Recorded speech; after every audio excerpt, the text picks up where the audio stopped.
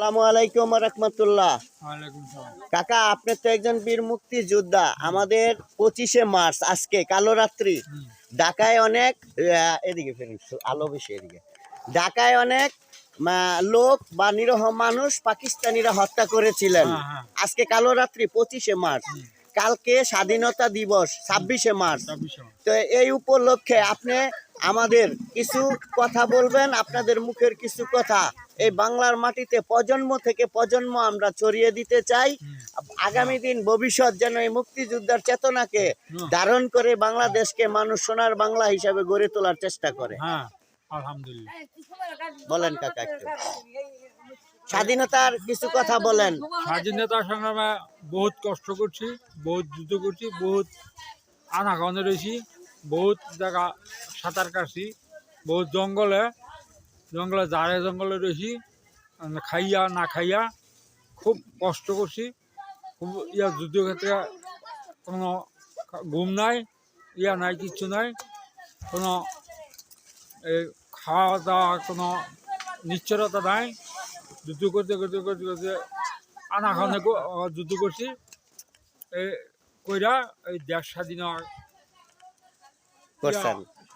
দেশ স্বাধীন আল্লাহ করাইছে, আমরা করতে পারছি না। দেখছেন, আল্লাহ পাকের রশিস রহমতে তারা যুদ্ধ করতে করতে দেশ স্বাধীন করেছেন। আমরা করতে পারছি তো দেখেন কত সরল মানুষ ছিলেন, তারা অর্থ সম্পদের চিন্তা করেন নাই। অর্থ সম্পদে কিচ্ছু চিন্তা করছি না, কোনো বাড়ি ঘর কিচ্ছু আসিল না, ছেলে মেয়ে কিচ্ছু আসিল না, পরিবার কিচ্ছু আসিল না, শুধু একা ছিলাম, শুধু একা। 18 বছর বয়স আছি, এই বলে 18 বছর বয়স আছি। তো আমরা সন্তানদের জন্য কিছু একটা বলেন, সন্তান আমরা কি করব আগামী দিন? আগামী দিনের সন্তান আমাদের কি করব কি না করব, কেমনে চলবো, কেমনে করবো, এটা ভবিষ্যতে একটা চিন্তাধারা দরকার আছে। সরকারকে বলে যান। সরকার তার একটা তুমি আমাদের একটা নিশ্চয়তা, থাকা খাওয়া চলা, এই কঠিন সমস্যা আমাদের করো, চিন্তাধারা করো। আল্লাহ তো তুমি না করলে কেটা করবো, আল্লাহ তুমি উচিলা, আল্লাহ পাক নিরঞ্জন। আর বলবো কি বলা কি আছে, তুমি যদি সহায়তা